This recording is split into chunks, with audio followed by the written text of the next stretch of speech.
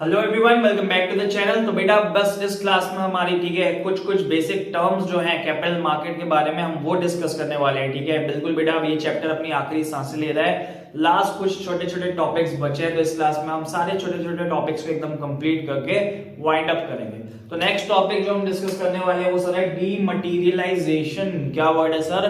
डीमटीरियलाइजेशन। ठीक है, देखो क्या होता था पुराने जमाने के अंदर, जब इंटरनेट वगैरह नहीं था, जब इंटरनेट फैसिलिटीज अवेलेबल नहीं थी ना, तो जो ट्रेडिंग होती थी ना वो स्टॉक एक्सचेंज के फ्लोर पे होती थी। सर फ्लोर पे ट्रेडिंग होती थी, उसका मतलब क्या होता था कि जो ब्रोकर्स होते थे वो लोग वहां पे बोलियां लगाते थे। ठीक है, कि 100 शेयर्स है रिलायंस के, किसी को परचेस करने। अगर आपने स्कैम 1992 वेब सीरीज एक आई थी, ठीक है, अभी थोड़े दिन पहले, हर्षद मेहता का जो स्कैम था, ठीक है, अगर वो आपने वेब सीरीज देखी होगी तो उसमें थोड़ा सा आपको एक अंदाजा लग गया होगा देख के कि कैसे ट्रेडिंग हुआ करती थी। तो पहले जो बॉम्बे स्टॉक एक्सचेंज हुआ करता था, वहां के फ्लोर, ठीक है, ट्रेडिंग फ्लोर होता है बॉम्बे स्टॉक एक्सचेंज के अंदर, तो वहां पे सारे ब्रोकर्स प्रेजेंट रहते थे ट्रेडिंग आवर्स में, और जैसे जैसे उनके क्लाइंट्स के कॉल आते थे, ठीक है, कि शेयर्स परचेज और सेल करने के, वैसे वैसे वहां पे ऑर्डर्स, ठीक है, सामने से एग्जीक्यूट हो जाते थे, बिकॉज इंटरनेट फैसिलिटीज नहीं थी। तो जब कंपनी शेयर्स इशू करती थी ना पहले इन्वेस्टर्स को, तो वो एक शेयर सर्टिफिकेट दिया करती थी। ठीक है, तो शेयर सर्टिफिकेट लेके इन्वेस्टर खुश हो जाता था कि हाँ चलो हमारे पास इतने शेयर्स इस कंपनी के हैं।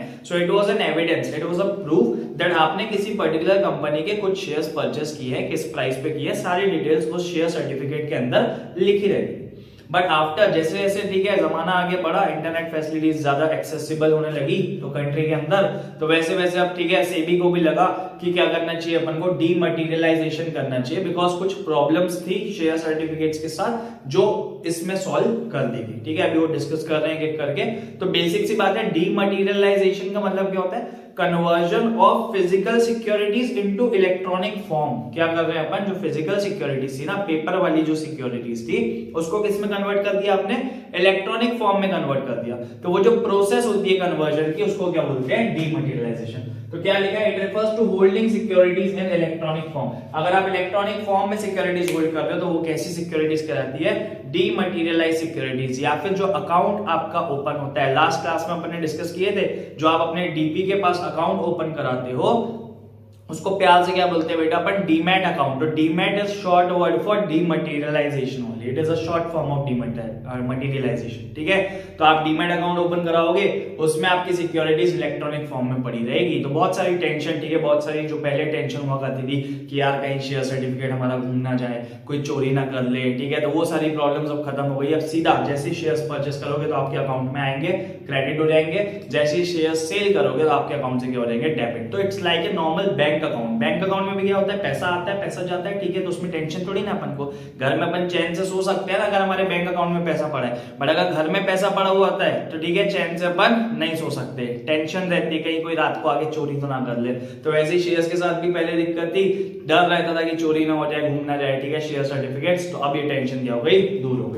तो बेनिफिट्स देख रहे हैं क्या क्या बेनिफिट्स है डीमटीरियलाइजेशन होने के कारण। पहला कन्वीनियंट, इजी हो गया रखना। ठीक है, पहले अब आपको संभाल के एक फाइल के अंदर रखना पड़ता था सारी चीजें एकदम, ठीक है, बहुत ज्यादा प्रॉपर वे में आप उसको प्रिजर्व करके रखते थे शेयर सर्टिफिकेट्स लोग। बट आज के डेट में कन्वीनियंट है, सीधा बैंक अकाउंट है, बैंक अकाउंट में शेयर्स पड़े हैं, कोई टेंशन वाली बात ही नहीं है। तो एकदम क्या हो गया? कन्वीनियंट हो गया। दूसरा, can be pledged on mortgage to take loan. So simple सी बात है इसमें, इसको ध्यान से समझना एक बार, ठीक है, कि आपने जो शेयर्स खरीदे हो, आपके जो डीमैट अकाउंट में शेयर्स पड़े हुए हैं वो आपने परचेस कियो, that means that is your investment. वो आपका क्या हुआ सर? इन्वेस्टमेंट हुआ। आपने अपना हार्ड एंड मनी लगा के उन शेयर्स को परचेस करके आपने डीमैट अकाउंट में रखे हुए, तो वो आपका इन्वेस्टमेंट हुआ। इन्वेस्टमेंट क्या होता है बेटा? हमारा एसेट होता है। ठीक है, तो अगर कभी भी हमको बैंक से लोन लेना हो तो लोग अपनी जमीन, बिल्डिंग वगैरह वगैरह गिरवी रख सकते हैं ना बैंक के पास, मॉर्गेज करके, प्लेज करके रख सकते हैं बैंक के पास, ठीक है, गिरवी। तो वही केस किसके साथ हो रहा है? शेयर्स के साथ भी हो रहा है। अगर शेयर्स आपके डीमैट अकाउंट में पड़े हुए हैं, मतलब वो आपका इन्वेस्टमेंट है, तो आप अपने डीमैट अकाउंट को क्या कर सकते हो? अगर आपको बैंक से लोन लेना है किसी भी पर्पस के लिए, अगर आपको बैंक से लोन लेना है तो यू कैन इजिली मॉर्गेज और pledge your demat account with the bank. तो क्या हुआ? आपका एसेट मॉर्गेज हो गया बैंक के पास, और बैंक से आपको इजिली लोन मिल जाएगा। तो वही बात लिखिए, that your demat account can be pledged और मॉर्गेज टू टेक लोन्स। तीसरा, no risk of theft, loss और फोर्जरी। टेंशन ही खत्म हो गई। अब शेयर्स आपके घर में पड़े ही नहीं है, शेयर सर्टिफिकेट्स आपके पास है ही नहीं, तो ना घूमने की चिंता है कि घूम गए तो क्या करेंगे, चोरी होने की कोई टेंशन नहीं है कि चोरी हो गया तो क्या करेंगे, फोर्जरी की कोई टेंशन नहीं, मतलब कोई धोखाधड़ी नहीं हो सकती इसके साथ। आपके अकाउंट में शेयर्स पड़े ना, तो कोई इसमें आपका नाम चेंज करके अपना नाम लिख सकता है क्या? बट शेयर सर्टिफिकेट्स में बहुत ज्यादा टेंशन थी, लोग उसको फोर्ज कर रहे थे, मतलब उसको चुरा के, ठीक है, मैनिपुलेट करके अपने पर्पस के लिए यूटिलाइज कर लेते थे कई लोग। तो वो सारी जो दिक्कतें थी, रिस्क थी, वो क्या हो गई, अब खत्म हो गई इलेक्ट्रॉनिक फॉर्म में होने के कारण। Next reduces paper work, paper work भी तो रिड्यूस हो गया ना सर, अब टेंशन ही नहीं है, इलेक्ट्रॉनिक फॉर्म में पड़े हुए हैं तो पेपर वर्क का टेंशन खत्म हो गया, डिजिटल हो गई सारी चीजें। Brokers responsibility to credit shares, आपको कोई टेंशन लेने की जरूरत नहीं, आप सीधा अपने ब्रोकर को बताओगे कि हमको 500 शेयर खरीदने हैं भाई, रिलायंस के 500 शेयर हमको खरीद के दो, तो ये आप ब्रोकर की रिस्पांसिबिलिटी है, उसकी टेंशन है कि वो 500 शेयर्स खरीदेगा और आपके अकाउंट में सेफली ट्रांसफर करेगा, तो आपको कोई करने की जरूरत ही नहीं है। आप थोड़ी ना एंट्री मार रहे हो कि आपको टेंशन लग रहा है कि यार 500 की 50 की एंट्री ना हो जाए, ठीक है, ऐसे करके आपको कुछ टेंशन लेने की जरूरत नहीं है। पूरी की पूरी रिस्पांसिबिलिटी किसकी है? आपके ब्रोकर की, बिकॉज ब्रोकर आपके बिहाफ में काम कर रहा है, तभी तो आपसे कमीशन ले रहा है ना सर, तो वो सारे काम कौन करेगा? आपका ब्रोकर करेगा। उसके बाद different securities in same account, इसका मतलब आपको अलग अलग कंपनी के अगर शेयर्स खरीदने हैं ना, सपोज मेरे को रिलायंस के भी शेयर्स खरीदने हैं, जोमेटो के भी खरीदने हैं, LIC के भी खरीदने हैं, तो ऐसे अगर मेरे को अलग अलग कंपनी के शेयर्स खरीदने हैं तो क्या मेरे को अलग अलग डीमैट अकाउंट खोलना पड़ेगा क्या? The answer is no. सिर्फ आपका एक इन्वेस्टर का एक डीमैट अकाउंट ओपन होगा और उस एक डीमैट अकाउंट में आप क्या कर सकते हो, सारी कंपनी, जितनी भी कंपनी के शेयर्स आपने परचेस किए हो, सारी कंपनी के शेयर्स एक साथ रख सकते हो। तो अपन बोल सकते हैं कि एक डीमैट अकाउंट में, ठीक है, आपके रिलायंस के भी शेयर्स पड़े रह सकते हैं, आपके जोमेटो के भी शेयर्स पड़े रह सकते हैं, LIC के भी शेयर्स, या जितनी भी एन नंबर ऑफ कंपनीज, कितने भी कंपनीज के आप शेयर्स रखना चाहो एक डीमैट अकाउंट में आप स्टोर करके रख सकते हो, कोई दिक्कत वाली बात नहीं है। तो ये सारे क्या हो गए? बेनिफिट्स हो गए। डीमैटेरियलाइजेशन होने से ये सारे फायदे मिल रहे हैं आम जनता को, ठीक है, पूरी जो पहले की टेंशन थी वो क्या हो गई? खत्म हो गई, ठीक है।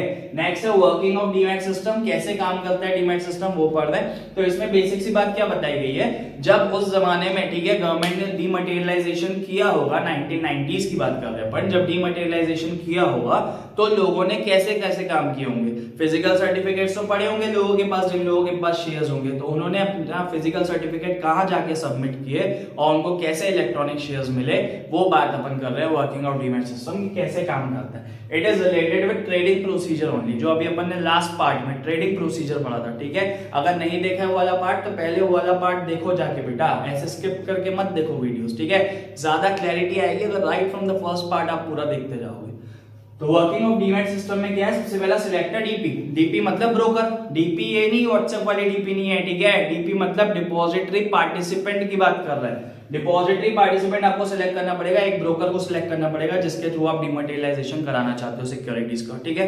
तो कोई भी ब्रोकिंग फर्म जो मार्केट में उसको आप चूज कर सकते हो। सारे डॉक्यूमेंट्स आपको सबमिट करने पड़ेंगे, उसके पास आपके अपना जो इलेक्ट्रॉनिक, ठीक है, फिजिकल सर्टिफिकेट्स है उसकी डिटेल्स लेना पड़ेगा, आपकी होल्डिंग्स की डिटेल लेना पड़ेगा कि कौन कौन सी कंपनी में कौन कौन से शेयर्स आपने परचेस करके रखे हो, तो वो सारे डॉक्यूमेंट सबमिट करोगे।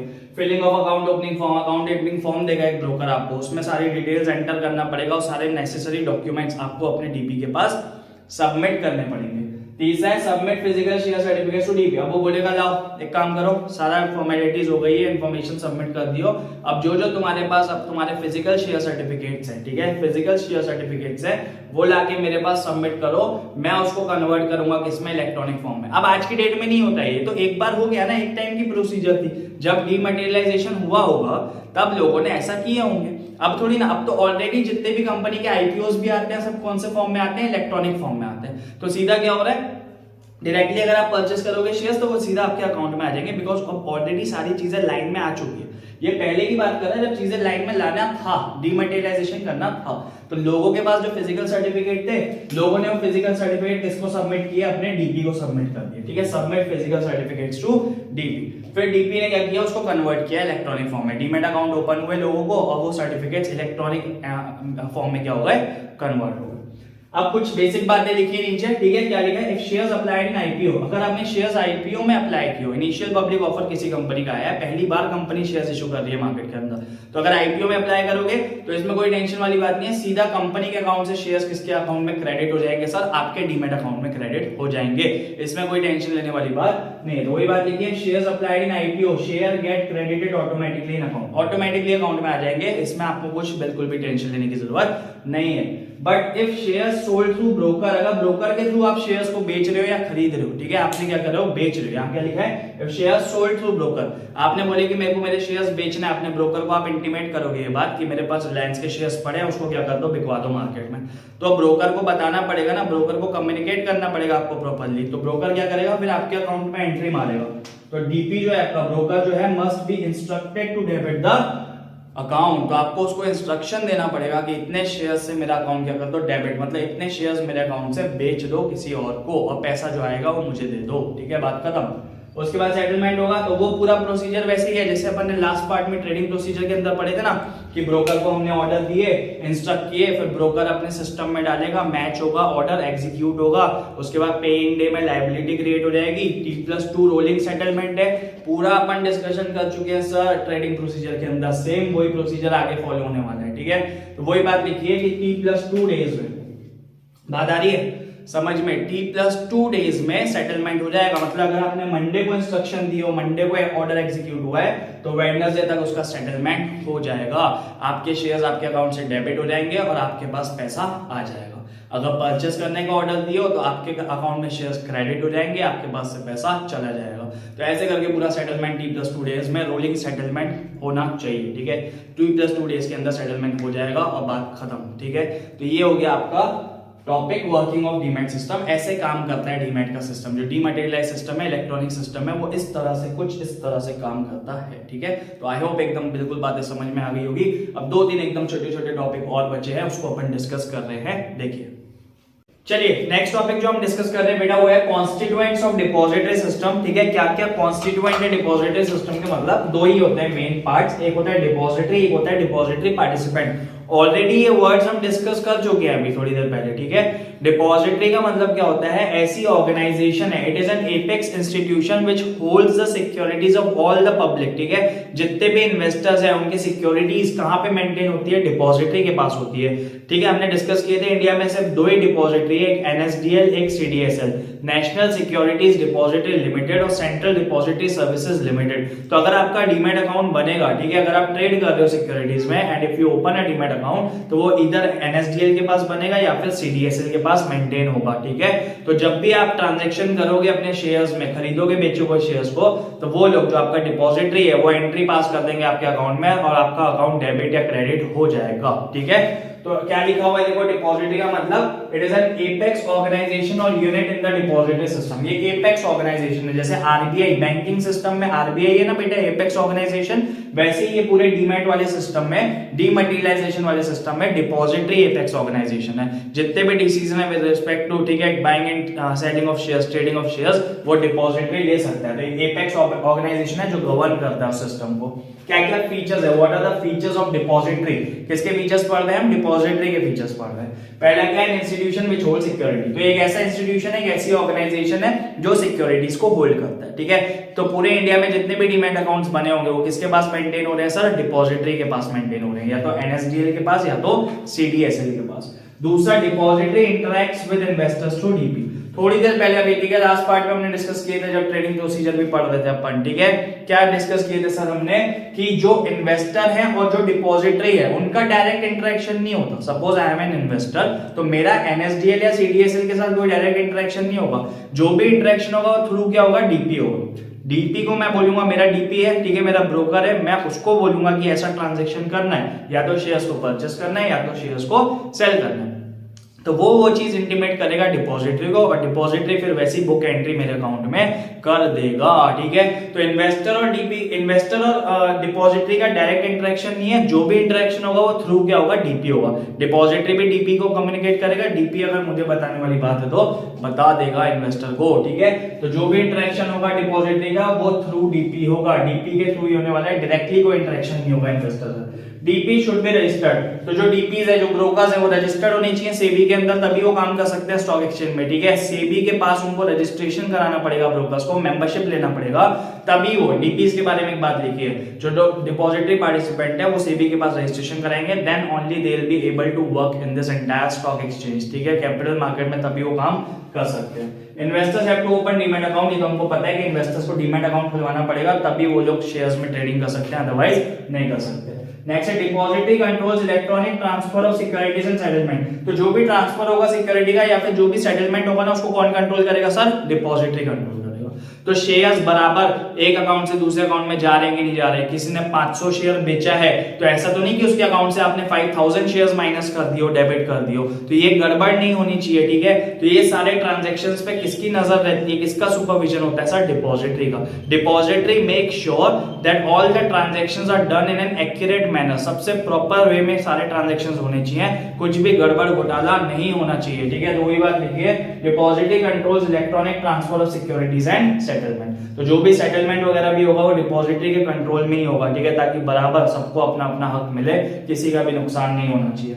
नेक्स्ट है depository can hypothecate demat securities against loan. ये भी अपन ने थोड़ी देर पहले लिखा, लास्ट क्लास में डिस्कस किए थे कि अगर आपको बैंक से लोन चाहिए तो आप अपने डीमैट अकाउंट को बैंक के पास मॉर्गेज रख सकते हो या प्लेज रख सकते हो। तो वही बात लिखी है यहाँ पे भी कि आप अपने डिपॉजिटरी को रिक्वेस्ट कर सकते हैं। If you want to get loan from a bank तो आप डिपॉजिटरी को रिक्वेस्ट करोगे थ्रू डीपी, तो डिपॉजिटरी क्या कर देगा? हाइपोथिकेट कर देगा आपके अकाउंट को, मतलब एक चार्ज। आप देखो, गिरवी रखने का मतलब ये थोड़ी ना कि आप अपना डीमैट अकाउंट उठाओगे कहीं से, कोई फिजिकल अकाउंट है क्या डीमैट अकाउंट, कि डीमैट अकाउंट उठाओगे एक जगह से और जाके बैंक के टेबल पे रख दोगे बैंक मैनेजर के कि ये लो भैया इसको गिरवी रख लो अपने पास, ऐसा थोड़ी ना होगा ना बेटा। तो क्या होता है? चार्ज क्रिएट होता है, मतलब उसमें लिख जाता है कि इस बैंक का इस अकाउंट में हक आ गया। अगर आप बैंक का लोन रिपे नहीं कर पाओगे तो बैंक पैसा कैसे वसूलेगा? आपकी सिक्योरिटीज को मार्केट में बेचेगा और अपना पैसा वसूल कर लेगा, ठीक है। तो वही बात लिखिए कि डिपॉजिटरी हाइपोथिकेट कर सकता है डीमैट सिक्योरिटीज को अगेंस्ट लोन। अगर इन्वेस्टर कुछ लोन लेना चाहता है तो depository can create a charge on the demat account. तो एक चार्ज क्रिएट हो जाएगा कि अब उस पे हक इन्वेस्टर का नहीं है, उस पे हक किसका हो गया है? बैंक का हो गया, ठीक है। नेक्स्ट है depository issues receipts of bonus shares. जब भी आपको बोनस शेयर्स मिलते हैं, बोनस शेयर्स क्या होते हैं? कई कंपनीज अपने एग्जिस्टिंग शेयर होल्डर्स को खुश करने के लिए बोनस शेयर्स इशू कर देती है, ठीक है, नए नए शेयर्स इशू करती है फ्री में। तो वो क्या होते हैं? बोनस शेयर्स होते हैं। तो जब भी आपके अकाउंट में बोनस शेयर्स आएंगे ना, आपका डीमैट अकाउंट है, सपोज आपने 100 शेयर्स खरीद के रखे हो रिलायंस के, रिलायंस ने अनाउंस किया 1:1 का बोनस इशू, ठीक है, मतलब आपके अकाउंट में और कितने शेयर्स आएंगे? नए शेयर्स आएंगे और 100 नए शेयर्स आ जाएंगे। तो जब वो नए शेयर्स और आ जाएंगे आपके अकाउंट में 100, तो पहले 100 थे, अभी 100 हो गए, कितने हो गए? 200 शेयर्स हो गए। तो आपका जो डिपॉजिटरी है आपको एक रिसीट इशू कर देगा कि भैया आपके अकाउंट में बोनस शेयर आए हैं, हमने बराबर उसको क्रेडिट कर लिया है, आप एक बार चेक कर लो, ठीक है। तो बस वो रिसीट एक इशू करेगा। इंटीमेशन हो गया बेसिकली इन्वेस्टर को कि इंटीमेट कर दिया हमने कि आपके अकाउंट में बोनस शेयर्स आए हैं, ठीक है। Next offers nomination facility. Nomination facility क्या होती है? जैसे बैंक अकाउंट अपन ओपन कराते हैं तो किसी को नॉमिनी बनाना पड़ता है ना बेटा, कि अगर हमारी, ठीक है, डेथ अनटाइमली डेथ हो जाती है, ठीक है, किसी भी पर्सन की, तो उसके अकाउंट में जो भी पैसा है वो किसको मिल जाएगा? नॉमिनी को मिल जाएगा।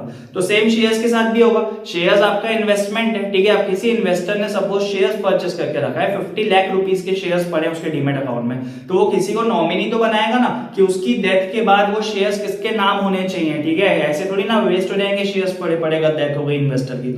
तो जो डिपॉजिटरी वो नॉमिनेशन फैसिलिटी भी ऑफर करता है कि आप किसी को, ठीक है, अपने किसी भी रिलेटिव वगैरह को नॉमिनी बना सकते हो, that in case of death of the investor the shares या फिर demat account will automatically be transferred in the name of the nominee. तो नॉमिनी को वो पैसा मिल जाएगा। तो ये सारे हो गए फीचर्स डिपॉजिटरी के। उसके बाद सेकंड कॉन्स्टिट्यूएंट है डिपॉजिटरी पार्टिसिपेंट। ऑलरेडी अपन डिस्कस कर चुके हैं। डिपॉजिटरी पार्टिसिपेंट का मतलब क्या होता है? ब्रोकर्स, ठीक है, जो भी ब्रोकर्स हैं स्टॉक एक्सचेंज के अंदर जो हेल्प करते हैं, फैसिलिटेट करते हैं ट्रेडिंग ऑफ सिक्योरिटीज को, वो कहलाते हैं सर डिपॉजिटरी पार्टिसिपेंट। बिना डीपी के कोई भी ट्रांजैक्शन डिपॉजिटरी स्टॉक एक्सचेंज के अंदर नहीं हो सकता। तो डीपी को क्या करना पड़ेगा? रजिस्ट्रेशन कराना पड़ेगा सेबी के पास। जितने भी ब्रोकर्स है उनको सेबी के पास रजिस्ट्रेशन कराना पड़ेगा, ट्रेनिंग मिलती है उनको सेबी से, देन ओनली दे कैन, ठीक है, do transactions in the stock exchange या फिर कैपिटल मार्केट में वो लोग डीलिंग कर सकते हैं। खरीदने और बिकवाने में शेयर्स हेल्प कर सकते हैं only after getting registration from the SEBI, ठीक है। तो ये हो गया आपका डिपॉजिटरी पार्टिसिपेंट। ये एक एजेंट है। किसका एजेंट है? डिपॉजिटरी का एजेंट है, जो डिपॉजिटरी के बिहाफ में सारा काम कर रहे हैं। तो बेसिकली ये दोनों के लिए काम कर रहे हैं, इन्वेस्टर्स की भी हेल्प कर रहे हैं, डिपॉजिटरी की भी हेल्प कर रहे हैं। तो एक मिडिल मैन का काम कर रहे हैं, इसलिए इनको इंटरमीडियरी बोलते हैं, ठीक है। They are known as intermediaries in the stock exchange. उसके बाद अब एक टॉपिक है स्टॉक एक्सचेंज के इंडाइसेस, ठीक है, बहुत बेसिक सी बात है। दो टाइप के इंडेक्स, ये आपने बहुत बार न्यूज में सुना होगा कि सेंसेक्स इतने पॉइंट से ऊपर हो गया, निफ्टी इतने पॉइंट से ऊपर हो गया, दोनों गिर गए, ठीक है। तो जो सेंसेक्स है ये बॉम्बे स्टॉक एक्सचेंज का इंडेक्स है, ठीक है, इंडेक्स है। बॉम्बे दो ही मेजर स्टॉक एक्सचेंज है इंडिया के अंदर, बीएसई और NSE. Bombay stock exchange is in Mumbai and national stock exchange NSE is in new Delhi. ठीक है, तो 2 स्टॉक एक्सचेंज है इंडिया के अंदर। बॉम्बे स्टॉक एक्सचेंज का जो इंडेक्स है, जो की परफॉर्मिंग इंडस्ट्रीज होती है ना, जो की परफॉर्मिंग स्टॉक्स होते हैं इनके, जो मतलब हाई परफॉर्मेंस वाले स्टॉक है, उनका एक इंडेक्स बना देते हैं। तो अगर वो अच्छा परफॉर्म कर रहे हैं तो सेंसेक्स ऊपर जाएगा, अगर वो अच्छा परफॉर्म नहीं कर रहे हैं तो नीचे जाएगा। अगर NSE के स्टॉक्स अच्छा परफॉर्म कर रहे हैं तो निफ्टी ऊपर जाएगा, NSE के स्टॉक्स अच्छा परफॉर्म नहीं कर रहे हैं तो नीचे। तो एक ये कॉम्बिनेशन है बहुत सारे की स्टॉक्स का। ठीक है, तो बहुत सारी जो मेजर इंडस्ट्रीज होगी किसी भी स्टॉक एक्सचेंज के अंदर, उसका एक कॉम्बिनेशन बना लेंगे ये लोग। ठीक है, अगर वो सारी इंडस्ट्रीज अच्छा परफॉर्म करेगी तो इनके फिगर्स ऊपर जाएंगे, अगर परफॉर्म नहीं करेगी तो इनके नीचे जाएंगे। बस इतनी सी बात है सेंसेक्स और निफ्टी में, और ज्यादा कुछ समझने वाला नहीं है। लास्ट टॉपिक है डीम्यूचुअलाइजेशन। डीम्यूचुअलाइजेशन क्या मतलब क्या होता था, देखो सुनो, इसमें कहानी एक है कि पुराने जमाने में क्या होता था, जो ब्रोकर्स हुआ करते थे ना, जो स्टॉक एक्सचेंज हुआ करता था वो बॉडी ऑफ इंडिविजुअल्स हुआ करता था। तो जो ब्रोकर्स थे वो मेंबर्स थे स्टॉक एक्सचेंज के। तो ब्रोकर्स क्या करते थे, मैनिपुलेट करते थे बहुत सारी चीजों को अपने फायदे के लिए, अपने पर्सनल गेन के लिए। क्या करते थे, बहुत सारे ऐसे ट्रांजैक्शंस करते थे विच वर अनफेयर ट्रांजैक्शन करते थे स्टॉक एक्सचेंज के अंदर। तो ये चीजें गवर्नमेंट की नजरों में आने लगी। गवर्नमेंट को लगा कि ब्रोकर्स जो है वो अपने फायदे के लिए स्टॉक एक्सचेंज को यूज कर रहे हैं, ठीक है, मैनिपुलेट कर रहे हैं सारी चीजों को। तो गवर्नमेंट ने क्या कर दिया, स्टॉक एक्सचेंज का डीम्यूचुअलाइजेशन कर दिया, या फिर इसको अपन कॉर्पोरेटाइजेशन भी बोलते हैं। ठीक है, कि बॉडी ऑफ इंडिविजुअल्स को कन्वर्ट करके गवर्नमेंट ने उसको एक कंपनी का फॉर्मेट दे दिया, ताकि ओनरशिप और कंट्रोल क्या हो जाए, अलग अलग हो जाए। अगर आपको पता होगा कंपनीज में क्या होता है, ओनरशिप अलग होती है, कंट्रोल अलग होता है। तो वही काम इन्होंने स्टॉक एक्सचेंज में कर दिया, ताकि ओनरशिप, अब ब्रोकर्स तो ओनर थे ना स्टॉक एक्सचेंज के, शुरू में ब्रोकर्स नहीं तो स्टार्ट किया था स्टॉक एक्सचेंज इंडिया के अंदर। बहुत सारे पुराने ब्रोकर्स है, जैसे मोतीलाल ओसवाल, ठीक है, he is one of the leading brokers in the country. तो वो एक पिलर है, ठीक है, जिन्होंने स्टॉक एक्सचेंज को इंडिया में स्टार्ट किया था, बॉम्बे स्टॉक एक्सचेंज को। तो ऐसे करके बहुत सारे ब्रोकर्स की ओनरशिप थी स्टॉक एक्सचेंज में, तो उनके मेंबरशिप राइट्स हुआ करते थे। ठीक है, उनके मेंबरशिप राइट्स थे। तो अब गवर्नमेंट ने जब डीम्यूचुअलाइजेशन किया तो उनके मेंबरशिप राइट्स गवर्नमेंट ने ले लिए, उसके बदले में गवर्नमेंट ने उनको क्या दे दिया, शेयर्स दे दिए। अब कंपनी बना दी ना, सपोज BSE को कन्वर्ट करके BSE लिमिटेड बना दिया, now it is known as BSE limited, NSE limited, तो उसको कंपनी बना दिया। तो कंपनी के क्या होते हैं, शेयर्स होते हैं।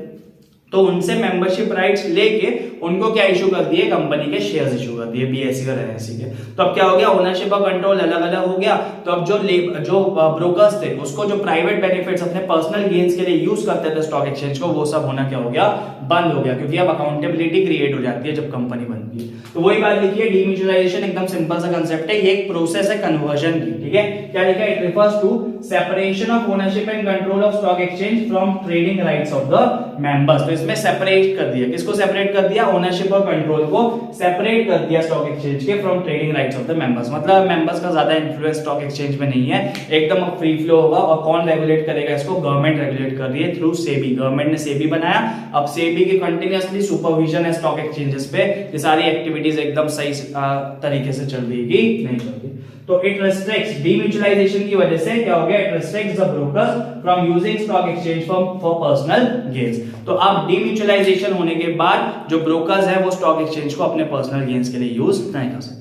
तो बस एक छोटा सा टर्म है, आपको बस इतना ध्यान रखना है, डीम्यूचुअलाइजेशन का मतलब conversion of stock exchange from body of individual to company form में कन्वर्ट करना। इससे क्या हो गया, ओनरशिप और कंट्रोल सेपरेट हो गया। ठीक है, मेंबरशिप का ओनरशिप और कंट्रोल अलग अलग हो गया। तो जो वो पहले पर्सनल गेन्स के लिए यूज करते थे ब्रोकर्स, अब वो यूज करना क्या हो गया, सब बंद हो गया।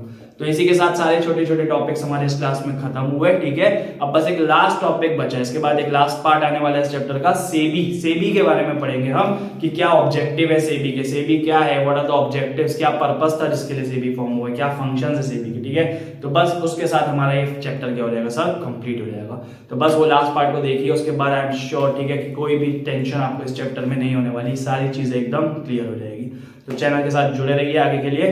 Thank you so much for watching.